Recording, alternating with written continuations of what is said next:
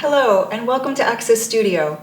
My name is Nancy Gesimondo, and I'm very pleased today to be at the studio of Max Tzinman, a mixed media artist whose studio is at Studio 34 here in Long Island City, Queens, New York. Max was born in Romania. Before he was born, the country was ruled by Antonescu, a fascist ally of Hitler. Both of his parents were held in concentration camps during the Second World War. As a result of experiments done on his father, Max was born with hearing loss. In Israel, Max started working as an architect, but decided to work in computer-aided design. Max moved to the United States in 1996 and found work as a graphic designer. In 2003, he returned to making art full-time, and today he works from a studio in Long Island City, New York. Max's projects often begin with digital images in 2 or 3 dimensions, or with dioramas. He then adds layers of oil paint, collage, and metal to create still structures and moving images with light and sound. Max is a member of Long Island City Artists, a group of local artists who produce artwork in Queens. For 10 years, Max was a member of the Atlantic Gallery in Chelsea, New York. These images are from his solo exhibition called Masks in 2018. He has exhibited his work locally and internationally, and his work is held in private collections. He has been published in several books and magazines. What captivates me about Max's work is its unapologetic view of the deepest levels of the human psyche. Some of the artists that have influenced his ideas are dystopian surrealist painters such as Peter Bruegel, Hieronymus Bosch, Anselm Kiefer, and Zdzisław Beksiński. Max's work explores the drama of the duality within us all, and today he will share his inspiration that drives this compelling body of work. Hi Max, thank you so much for having me in your studio today. Thank you very much for giving me an opportunity to present myself. You're welcome. So tell me about the inspiration for your current body of work. I'm continuing what I did in my last show, The Mask, that I had at Atlantic Gallery 2 years ago. And I'm trying to explore the mentality, the fear of individuality even, and the mind melding that is provoked by all this atmosphere.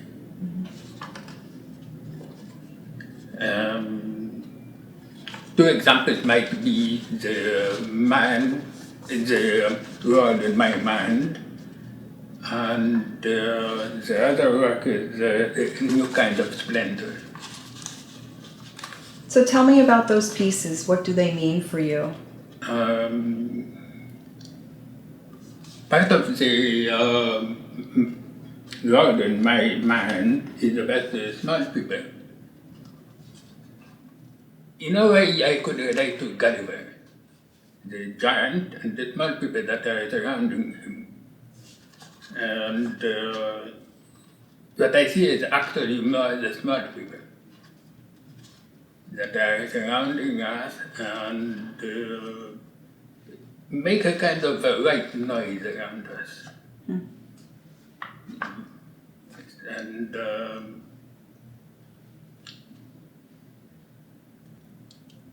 what inspired me is that I see when I look around and I see the small people that are around us. And not only that, it's also the fact that I see kind of tunnels, corridors that can have darkness or light at the end. Coming back to the small people, I can show you this one here. I love that piece. You see? Yes. I think it's quite clear. This is actually seeing from up. And this from the sides. This is one side, one side here, and then the other side here. So there That- seems to be someone looking at the small people. Yes. Who is that? They can have their own life, Uh-huh. but at the same time they are not relevant actually. This is what I'm trying to show here, and then other work that I have. So you're making a commentary that the small or the little people are unimportant in the eyes of Yeah. government or No, but what? not the government. Government can direct that. That's true, but it's not. Small people can have their own power by being a group. Absolutely. So that is what I'm trying to undo here. Cool. And how did you make this piece? This, something from pieces of wood. I ordered out. I remember something. This here is a saddle box. Uh-huh. So it's 1, 2, and 3. This is here. Then I completed the rest of it, so it looks like one box. You see, all of it is like That's this. so cool. You see. Yeah, now I see. I didn't know that. Okay, so then I started to work on each of them, putting this here, the paper. And are these worlds in your mind connected, or are they three different scenes? Different what? The three scenes Yeah, within this piece, how do they connect? it's the same. It's the same The scene same thing. from a different angle? From 3 points. Why? I wanted to give a 3D feeling Okay. to this. Not just one view, which can be a bit boring sometimes. But if you look around like this, you might try to understand better. Interesting. You see. So one of my favorite pieces in your show, Masks, at the Atlantic Gallery was A New Kind of Splendor. Can you talk about that piece a little bit more? The basic start of it is similar to the other works that I was talking about. But it's also different because what is the common? And that is the fact that you have also small people. Mm-hmm. It's based on a photo of some work that I did before this. And you have small people, you have eyes, and you have also like small explosions. Blows. Mm-hmm. Because in a way, reality can be like a mouse. You have bubbles, you know? And that is what I try to undo here. Interesting. So how do you begin with a digital image into a painting? Say mostly, it's exception being session, but mostly I'm starting digital, and then I can distort the image that I'm getting from the CD, and then I'm painting. On canvas? On canvas, and then I'm painting on top of that. You paint on top of the digital image? On top of that, yes. So you print the digital image on a canvas? Yes. And then paint to add more to it? And paint on it. So interesting. Sometimes I'm using oil, acrylic, and it could be resin too. Cool. I noticed the piece behind you is of resin, and it has a mask with some small people. Can we talk about that piece? The one behind you? Oh, that one? Yeah. Yeah, it's both a mask and small people. So what does that mean to you? Like, what made you create that? It's a very compelling image. The fact that all people are trying to mask themselves not to show what they feel, what they think. Nothing real, eventually. So behind the larger mask is a series of smaller people, unimportant. Yes. They're not necessarily unimportant. We don't want to be judgmental, but Not judgmental. We don't want to say they're unimportant, but they're just the masses, basically, is what you mean. yeah. Okay. That's why I'm showing kind of half. Part is the mask, part is what is behind the mask. Also, you can see the eyes here. Cool. Again, I have a lot of stuff on eyes. Okay.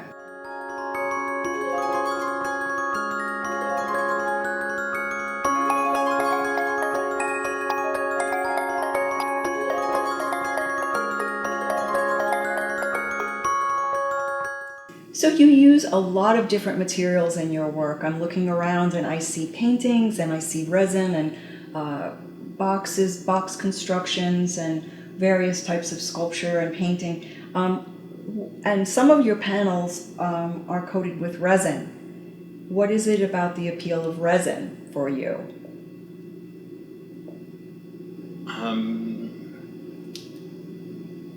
I don't know, I can't explain, but I just love enamel.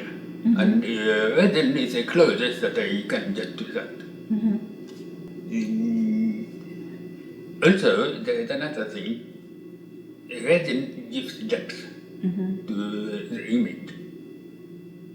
I don't have an example here, but if you could see one of my images before I do the resin and after, there's a huge difference. Sure. Thank you.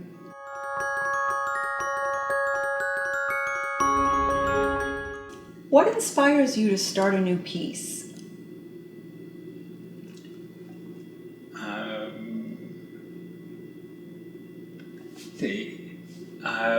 What happens is that I'm a bit of a hoarder, like you see here. So I got some stuff on the street, like that thing here, you remember? And this is actually one hand that I found on the street, and I cut it in two. I used the face for the other piece that you see on the wall, and the back is this. It's styrofoam? So, Styrofoam? no, it's plastic. I had Plastic? to use it's real plastic. I don't use styrofoam like this, Oh, okay. but that's different. It's very easy to cut. Yeah. This one, it took some work. Yeah. And in addition to that, I found an idea actually from train models, where they use small people. And I started to get a lot of people like this here, you see. This is time 0. This is time 0. You see the size of the people. And this one here is also like, this is a kind of a skin that is blowing up, and you see the people coming out of that. Here. This is fascinating to me because when I looked at some of the artists that you were inspired by, Bruegel and Bosch, even Kiefer, I believe, they all had paintings of a human head with either figures coming out or going in. And that's very, very interesting. Yeah. What is that about? Like coming out of another head? What does that mean? What does it signify? You know, there's a connection between this one here and this here. Because it's what is inside people. And in both cases, it's actually also about lack of control. Lack of control. Yeah. Because here, I come out no matter what he is going to do. This one succeeds to keep it in by having that mask. Not this. So it's lack of control for the little people or for the head? Big one. For the head. So the bigger person can't control and instinct, and it's people that in that case they tear him apart. Oh. He can't control that. So the people really signify like emotions from Emotions people and in his life? feelings and concepts about love, about fear. Why are they? Okay. I answered my own question. They're depicted as people because the memories from the emotions stem from the people in his life. Yeah.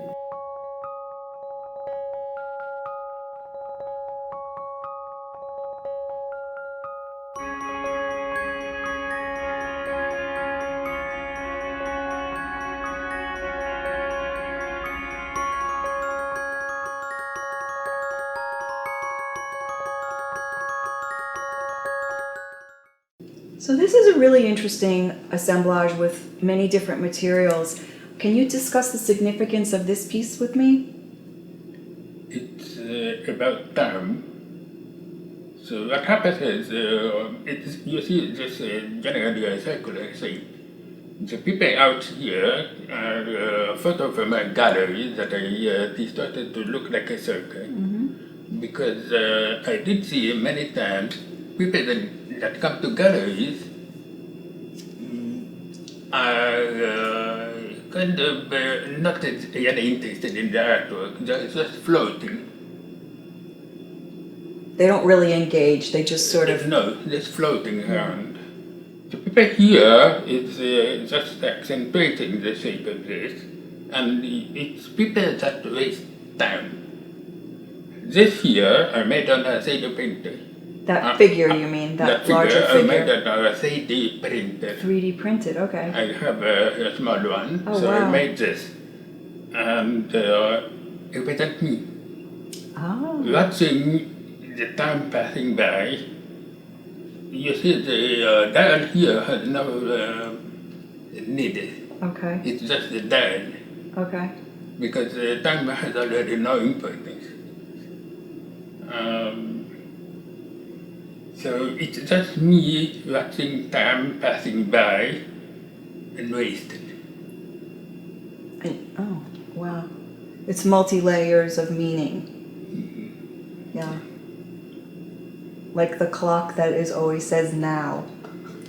There is no time, it's always now. Yeah. Cool, thank you.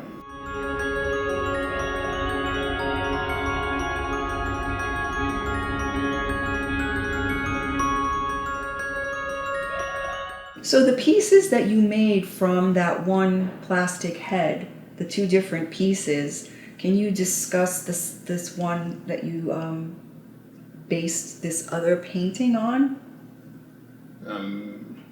Like I said, I just cut one piece that I found in two pieces. I have the front and the back. The front is all the paper coming on top.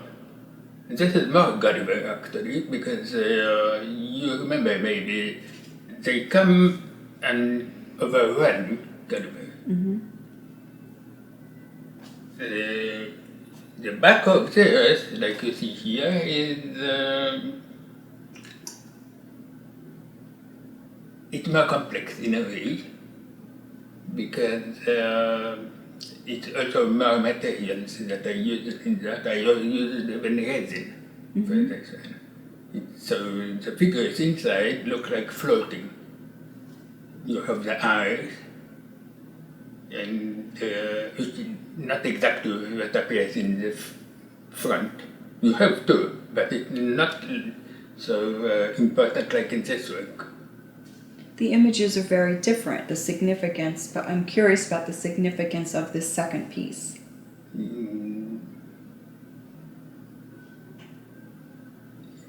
The second piece is a bit about drowning. I used a lot of resin in that one because I didn't need a very thick layer. So it gives the impression of drowning, at least I hope. So why is the piece about drowning? because this is sometimes what I feel. You see all the kind of news, events, not positive, Yeah. you know? I get that. And the general atmosphere today is not positive. Mm-hmm. And this is what I feel, and this is what I try to render too.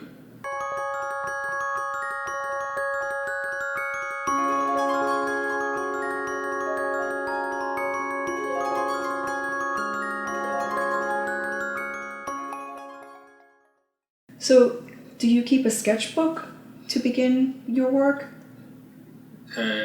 Not a specific sketchbook because I am fluid about it.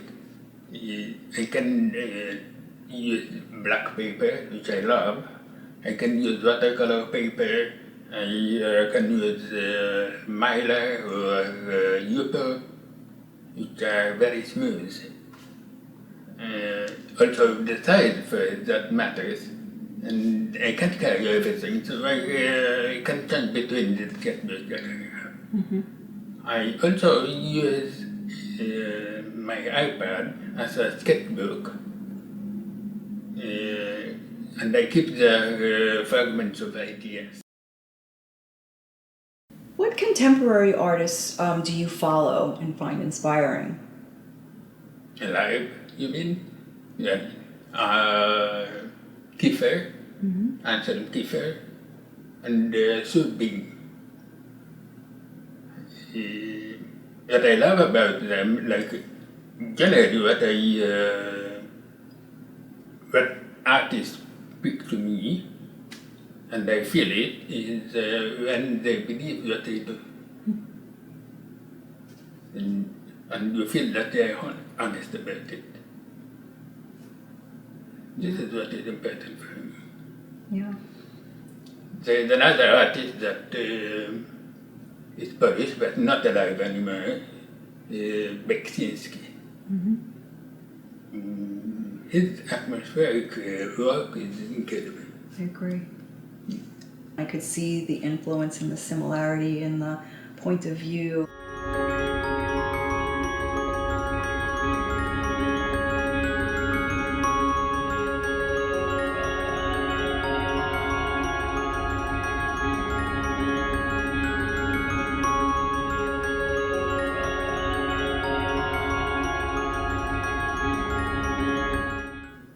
I think you said it well, point of view. I'm trying not to imitate techniques. Yeah. I'm trying to make it personal Sure. for a technique. Point of view also, but this especially. That's what impresses me about your work is it's very original and it's not purely decorative or pretty. It's really about such a very deep emotions and response to the world that you're living in, and I find that's what is engaging for me and has always engaged me with your work. Been very compelling. Thank you.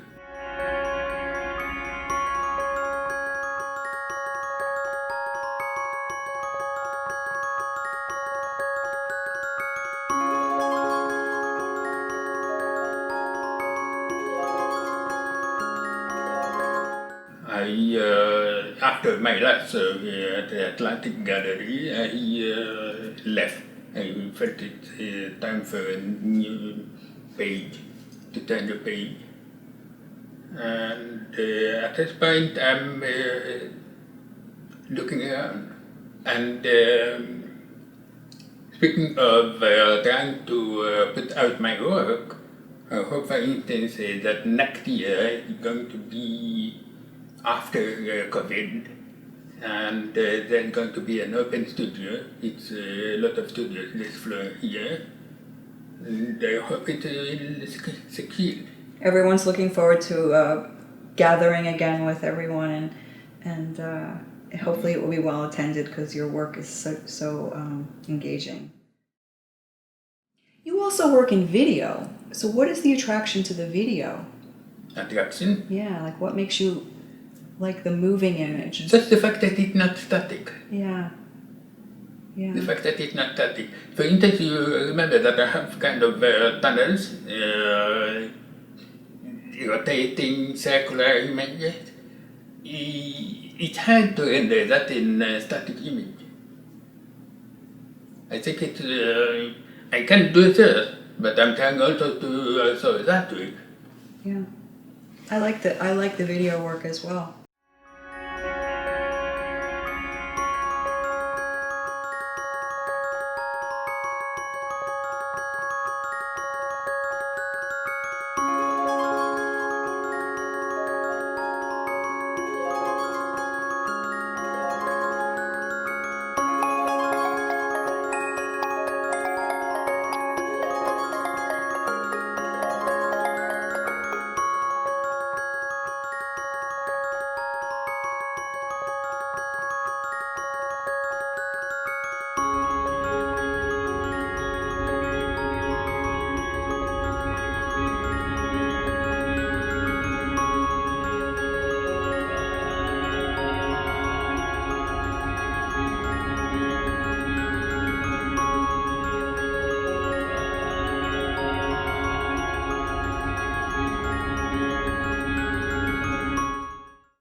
Really one of the most diverse artists I know, because you work in so many different mediums, but I still feel like your work is very discernible, you know? So Thank you. thank you so much for having me in your studio today. It was a pleasure to speak with you and to see all of your work. Thank you. Thank you. Thank you for tuning in to Access Studio today. I hope you enjoyed this episode with Max Tzinman and will tune in again next time. You may visit Access Studio on YouTube to watch this episode again or to view past episodes.